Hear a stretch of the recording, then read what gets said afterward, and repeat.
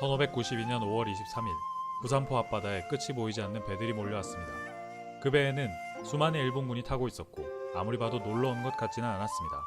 그 기세에 질린 경상좌수사 박홍은 자기 휘하의 배를 자침시키고 도망갔고, 사냥을 나갔던 부산 점사 정발은 급하게 성으로 돌아와 문을 걸어 잠궜습니다.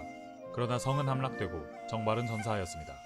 뒤이어 다대포 점사 윤흥신, 동래부사 송상현 등이 그들이 지키던 성에서 전사하였습니다. 부산권이 함락되는 데는 딱 3일이 걸렸습니다. 그렇게 임진왜란이 시작되었습니다. 부산은 쉽사리 내주었지만 사실 조선 조정이 전쟁 분위기를 감지하지 못했던 것은 아닙니다. 황윤길과 김성희를 일본의 통신사로 파견하여 대강의 분위기는 감지한 상태였죠. 다만 명나라를 치기 위해 길을 내달라, 즉 정명가도라는 말도 안 되는 소리와 민심이 흉흉해질까 싶어 이를 키우지 않은 것뿐이었습니다. 쉽게 말하면 지금의 일본이 중국을 공격하겠으니 우리나라에 길을 내어달라라는 말과 같은 말입니다. 명과 조선의 관계가 지금의 한국과 중국의 관계와는 다르겠지만 어쨌든 어느 나라가 전쟁하러 가는 군대에게 자기 땅을 열어주겠습니까? 물론 300년쯤 뒤에 한반도에서 그런 일이 일어나긴 하지만 어쨌든 정상이라면 미친 소리 취급하는 게 당연합니다. 그리하여 조선 조정과 선조는 나름대로의 준비를 합니다.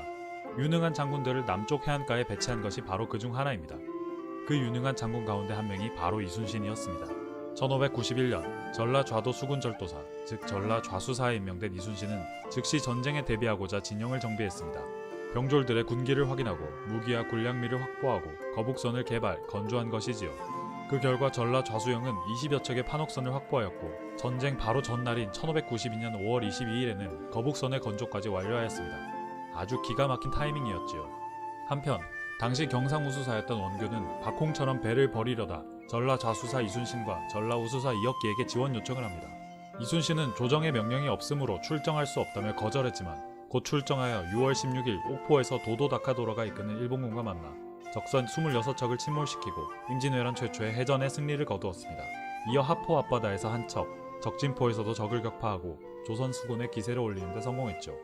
이순신은 이혁기가 이끄는 전라 우수영군을 기다리고 있었습니다.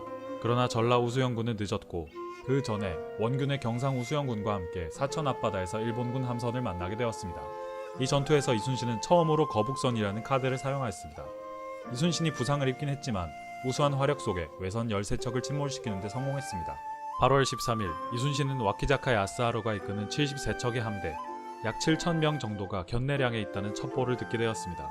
조선 수군은 전라 좌수영, 경상 우수영의 함대를 모두 합쳐 55척이었고 이순신은 승리를 위한 작전을 고안해내어 8월 14일 한산도 앞바다로 진군하였습니다. 견내량은 조선 수군의 판옥선이 전투를 벌이기에 부적합한 곳이었습니다. 그렇기 때문에 이순신은 먼저 판옥선 몇 척을 보내어 적을 유인해낸다는 전략을 세웠습니다. 일본군은 먼저 오는 판옥선을 발견하고 길을 쓰고 쫓아나왔습니다. 적의 목을 베고 귀와 코를 잘라 전공을 인정받을 생각만 한 왜군이었지만 한산도 앞바다로 나오자 아연실색할 수밖에 없었습니다. 그들이 쫓던 판옥선들은 이미 기다리고 있던 조선 수군과 합류하여 마치 학이 날개를 펼치듯 포위하여 자신들을 향해 포를 겨두고 있었습니다. 뒤늦게 상황의 불리함을 깨달았지만 이미 늦고 말았습니다. 이순신은 육전에서 사용하는 포위 전술을 응용하여 하객진이라는 전술을 사용하였고 적선 47척을 침몰시키고 12척을 납포하였습니다. 이 전투가 바로 그 유명한 한산도 대첩입니다. 한산도 대첩의 승리를 통해 바다는 조선이 제압하게 되었고 일본군은 보급로를 걱정할 수밖에 없게 되었습니다. 식량, 지원군, 후퇴로가 차단되어 버릴 것이지요. 육지는 자신들이 제압했지만 육지를 이용할 경우 속도와 수송량에서 상당한 제약이 따를 수밖에 없었습니다.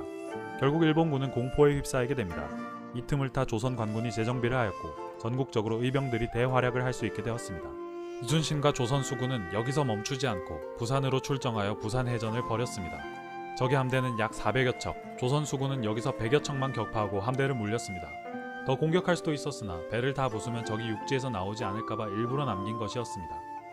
조선 수군은 큰 공을 세웠지만 이때 조선 수군의 피해 역시 막대하여 이순신이 아끼던 장수인 정훈이 전사하기도 하였습니다. 사변이 일어난 이래 믿을 사람은 오직 정훈 등 두세 사람이다. 그날 돌아올 무렵에 철안을 맞아 죽었지만 그 늠름한 기운과 맑은 혼력이 쓸쓸히 아주 없어져서 뒷세상에 아주 알려지지 못할까 애통하다.